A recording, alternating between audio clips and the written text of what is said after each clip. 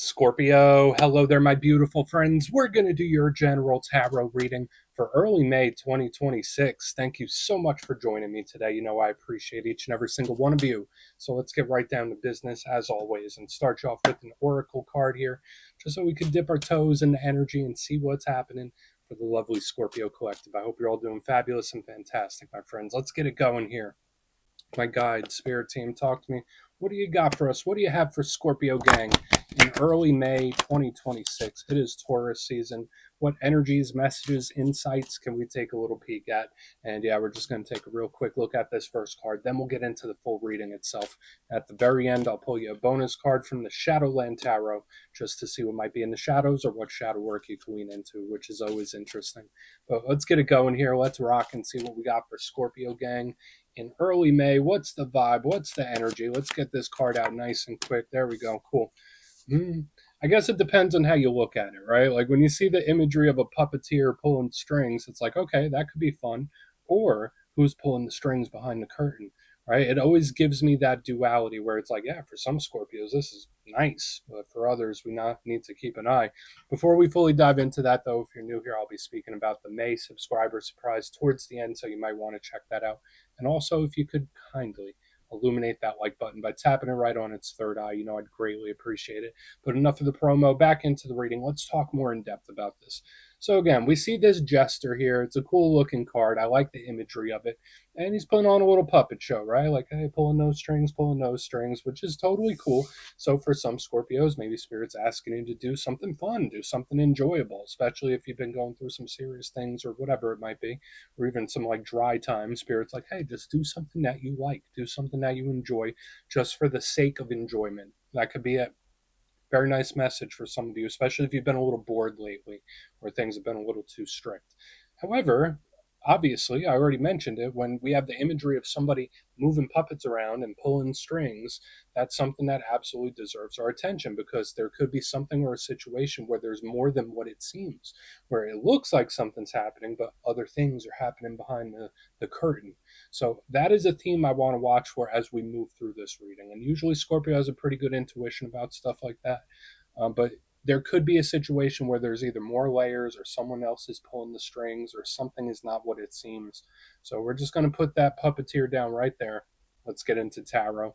And yeah, I always say that first card, it doesn't make or break the reading. It's just a little footnote. So let's get you 3 tarot cards in the upright. Then we'll get into that intuitive juiciness. Shuffle it up one time here for Scorpio gang. And while we get this deck shuffled up and ready to go, let's talk about last week's reading. So it was titled An Explosive Wind, which actually felt pretty darn good to me, my friends. There was a lot of fire, and I always say that Scorpio actually works pretty well with fire, even though Scorpio is a water sign. But it did feel like a wind coming up, like one that kind of came in out of the blue or just intensified rather quickly. So I hope you had one. I always say that wins and victories come in all different shapes and sizes. Sometimes you have some really good days or good experiences, or something with money and work, or something with partnerships. It just felt like it happened quickly. So we're going to see what shows up this week. As you know, energy is very fluid, never set in stone. So only take this how it hits for you, because we could be seeing your vibe or somebody else. All right, let's get it going. 3 cards here for Scorpio gang. What do we got? Tower. Okay. I mean, this has a bit of a different complexion in a Scorpio reading. Like I'm not as concerned as I normally would be.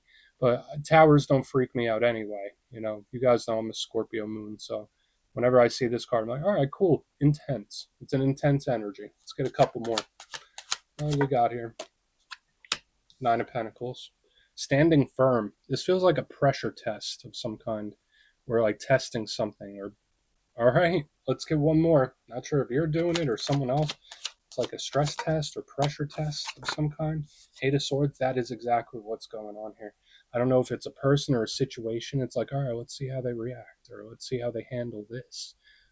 There's something about applying pressure that I'm getting early. And listen, you know, I usually don't go intuitive right off the bat, right? I go through all the classical stuff first, but that's initially what I'm getting. But let's go through. I'll give you some of the classical meanings and archetypes. Then we'll get into that juicy intuitive stuff. But at first look, first glance, you know me, I always love to look at the elements. We have a pretty good mixture this week, even though the imagery isn't looking too nice.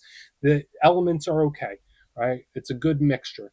And it's nice to frame the reading. We have water, earth, air. Believe it or not, these energies are very comfortable for people with Scorpio placement. So nice. That could be very good. Now, when it comes to water, yes, the tower does look like fire and brimstone, but it is technically Scorpio energy, aka water. And that's the realm of emotions, feelings, matters of the heart, things or people that we're emotionally invested in, emotional stimulation, creativity, imaginative energy. I think you get my drift. Love it. It's a very comfortable place for Scorpio to be. The downside to water energy, sometimes it can be very intense. Sometimes it can overwhelm or pull us under. So that's something we want to watch out for. Plus, water is always waxing and waning. In the center, we do have Earth, another complementary energy for Scorpio. This combination is beautiful, actually. But Earth represents feelings of stability and security, whether it's internal or external. When I see Earth, I think of day to day life, day to day routine. I think of money, work, business, finance, home, and family. I think of the earthly matters when we get the Earth element. The downside to Earth, sometimes it could be a little set in its ways. Sometimes it could be a little too stubborn. So that's what I'm saying. There's like this energy, there's a stress test of some kind. Moving to the back end, though, we do have air. This energy shows completely different than the rest. So, air is the logical, pragmatic mind. So, we already have matters of the heart, matters of the mind. What I feel versus what I see. My intuition versus logic. So, like, there is this balancing act going on here. When it comes to there, yes, logical, pragmatic, very strategic. Information gathering could be a big thing when it comes to the air element. Communication, thought processes, like how you're viewing something. The downside to air is that, yeah, sometimes it could be a little edgy, right? Sometimes it could be a little flighty or flaky.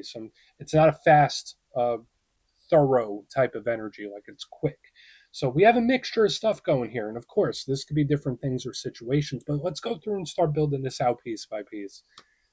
Position number one, we got the big old tower right there. And as I'm sure a lot of you already know, that's a Scorpio card. It's a Scorpio power card. So in a Scorpio reading, it does take on a different complexion where when we clarify it, it might just tell us something coming towards us or a way we might be feeling.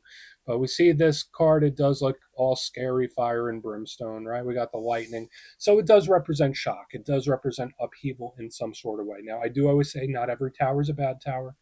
Sometimes this shocking energy could be actually very good. It could be working for us in the end as opposed to against us. But it is an energy that comes in and shakes things up. So whether it's a situation, whether it's a feeling, whether it's a conversation, we just want to see what's tied to this tower. And again, there's also things about self-concept, especially in a Scorpio reading. It's like, all right, how are you treating yourself? How are you looking at yourself? Very intense. That's another thing I always say when it comes to the tower is that it is probably the most intense energy in the whole entire deck. But if there's any sign that could deal with the intensity of the tower, it would be Scorpio, right? That's why Scorpio gets the tower as the card. So we're just going to put him there. We're going to see what that tower is all about. Now, moving to the middle, we have the complete total opposite, right? We have the Nine of Pentacles right there in the center. Firm, steady, grounded. Now, I always say this to me is a card of wins, victories, triumphs. See this lady, she's surrounded by the pentacles. She's standing firm. She's got her pet bird chilling in the yard. She is completely unbothered, right? So, like, we got the tower and the Eight of Swords surrounding her. She does seem unbothered about it. So, again, I'm not sure if there's certain things that you're just putting out of mind, out of sight, out of mind, or acting unbothered about it. That could be very possible. But it's sturdy. And again, I love this card. It's normally great. It's also a card of independence. Like, I'll do this myself, or I'll figure this out on my own. Now, the real downside is the energy that's not flexible whatsoever, right? This energy could be very, very rigid.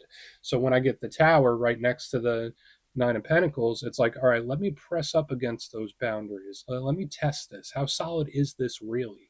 And again, I know that's something as a Scorpio moon that we do sometimes, not even realizing it, where we're like, all right, let's see this reaction. If I say this, how is this person going to react? There's like some sort of application of pressure that I'm picking up. Now, moving to the back end, we do have the Eight of Swords. Again, complete and total opposite of this Nine of Pentacles, whereas like this one's steady, firm, doesn't have a care in the world. The Eight of Swords is stressed, anxious, nervous. You see this person, they're blindfolded, they're hoodwinked, they're surrounded. So this could be stress and anxiety, and it feels trapped, right? It does feel very trapped. In the good sense, though, this is far from permanent. This could be something that gets solved rather quickly, or if you're looking for answers, you get them quicker than you think they will. This is actually a card that feels liberated or freed.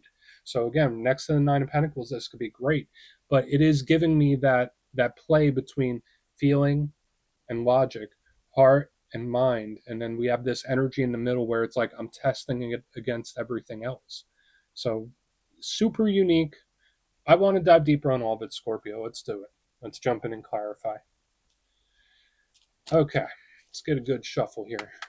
And yes, this is where I go intuitive with the message, which means I just tell you how it feels to me. So feel free to do further research or rely on your base knowledge of tarot, because as you know, every single reading is about the reader's interpretation. I'm just giving you mine. Let's go in on that tower. And yes, if you're a reader yourself, please feel free to play along. That's why the box is here. If you're feeling any messages you want to get to Scorpio, you could drop it in the comments. I don't mind at all. Okay, why is the tower here? Okay. Yeah. All right. So Queen of Swords in the upright underneath this tower, where it's like, all right, let's see. Like there is this energy. Now this could be like a shocking talk of some kind for sure.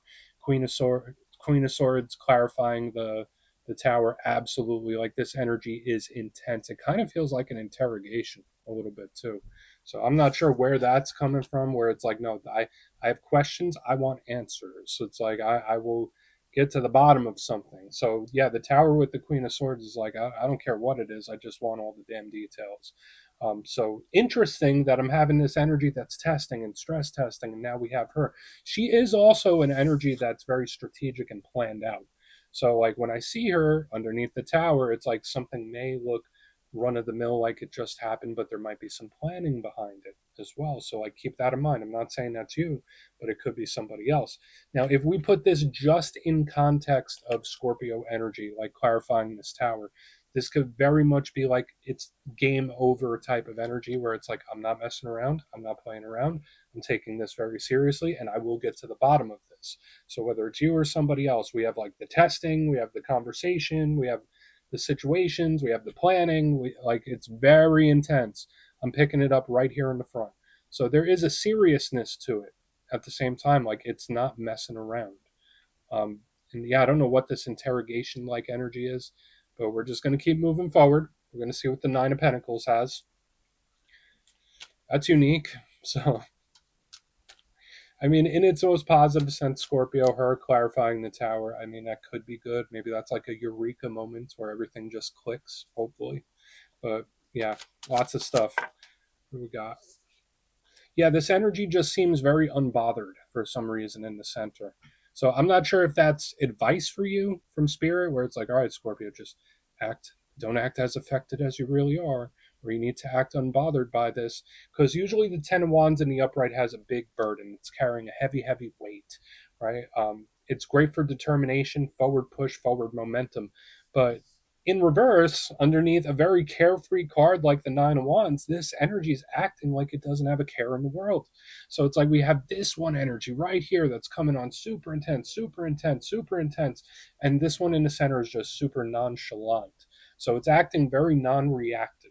So for some Scorpios, again, this could be advice from Spirit where it's like, okay, well, maybe act a little non-reactive or don't portray how bothered you are by something than you really are, right? Like there's this very interesting testing happening where it's like I'm gauging and I'm testing. I'm acquiring information. Like this is definitely different than I've seen in quite a long time. But yeah, we have this energy that's not playing games, not messing around. Then we got this one that's acting pretty much carefree for some reason. Let's go in on the Eight of Swords, or it's just very non-reactive. And again, just watch out for energy where, like, if you're trying to get information, it's like very hard to pry it out, like because this energy kind of feels like a clam to me. I don't know why I'm using that verbiage, but it's like clammed up. So there might be an energy there. It's like hard to extract. Let's go in on the Eight of Swords. Then we'll do a quick little recap before we get into the shadow. So why is the Eight of Swords here? Okay. So there could absolutely be a lot more information than what it seems. That's how this feels. But I don't think it's worst case scenario. That's the thing. And here's the thing when it comes to Scorpio intuition, very keen when you know that there's something going on and you can't quite put your finger on it and you know there's more information and you know there's more context. But speaking as a 29th degree Scorpio moon, I know that sometimes we can go worst case scenario. Whenever our little intuition starts like triggering us, immediately, boom, worst case. What's the worst that can happen? What's the worst that's happening? So I think it would be best to avoid that if possible, depending on what you're going through. But when I see the Eight of Swords with the moon in the upright, it's like, I know there's more. I know there's more information. I know there's something I don't know, and it's killing me, and I will find it out. This energy just feels information hungry for some reason, and with this energy being clammed up in the center, it's really intriguing to me how it shows up, because everything could be switched if the one side took a different approach. Now, the moon, Pisces energy, also Cancer. I believe all the water signs actually hold this energy. It's very soft, very subtle, very watery. Could speak about intuition, empathy, all that good stuff. But it is the biggest card of secrecy. It is the biggest card of the unknown, hidden information. And if you remember way, way back in the beginning, what we were saying about this guy, aside from the fun aspect, where it's like, I know there's more. I know there's more. I know there's more information. When I have the Eight of Swords with the moon, it's like, yeah, no, I feel it. I feel it. There's something telling me. But at the same time, I don't think it is the worst case scenario. So that, I don't know if that makes sense to you. I don't know if that's going to soothe you or if something pops up. But I think, like, yeah, there's more to it. There's more than what it seems, but it's not the worst case scenario. So let's go through and do a quick recap. I feel like I was getting hyper specific. Again, only take what hits for you, my friends. But if you kindly look in the box, position number one, we have the Tower with the Queen of Swords. This energy means business, whether it's something that's being strategic or planning, or it's a shocking talk. It could potentially be that. But it's like not messing around. It's like game over type of energy where it's like there's testing, right? There's a lot of testing reactions, trying to get information.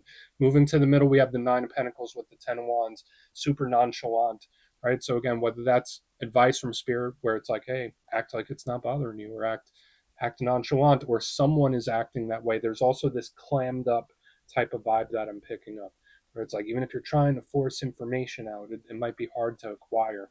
Moving to the back end, we have the Eight of Swords with the moon in the upright. The intuition tells me something's here. Intuition tells me there's more to the story. But I think it's best practice not to think worst case scenario initially. So I do feel like there's more, but it's not the worst possible scenario. So please take a screenshot if you want to look into it further. Let's see what's in the shadows. All right. Let's get a good shuffle here. And yeah, I always like to pull a shadow card at the very end just to see whether it's something within you or something you don't quite see. Shadow cards don't always have to be a challenge. They could be a good thing too. So let's get your one. And yeah, if you made it to this point in the reading, please feel free to check out channel memberships. I'll put a link for it in the comments below. It's a beautiful way to support the channel, and I have much love for all my channel members. Okay, let's get this shadow card out. Okay, cool. Yeah, Seven of Wands. This energy is very, very determined for some sort of result. Now, the Seven of Wands doesn't necessarily have to be a bad thing, right? I always say it's a card that has a lot of determination, a lot of push, can't stop, won't quit. It is a very dedicated energy that I really like. But when we look at the shadow side of it, it does have shades of the Eight of Swords, because it could be an energy that feels trapped. It could be an energy that feels cornered. And sometimes it's an energy that can have this me against the world mindset. Or it could be just too pushy and too aggressive. So I find it very intriguing to me that I have like this energy of like testing boundaries, stress testing things. And then I have this Seven of Wands showing up in the shadows where it's like, okay, nothing wrong with a little bit of that, but don't push it too far. There's something where it's like, you can push, but don't push too far. I don't know why that's coming up. So we're just going to put it down right there. It is what it is. If it's determination, even better. But Scorpio, that's what I got for you, my friends. Don't click away just yet, though. I'm going to give you the details of the May subscriber surprise. If you would like further insight on your situation, or you'd like to have a chat with me, you can book a personal session at my website, mastermetaphysics.com. My May calendar is up and the spots go quick, so you might want to check it out. But for the May subscriber surprise, we're doing another winner's choice.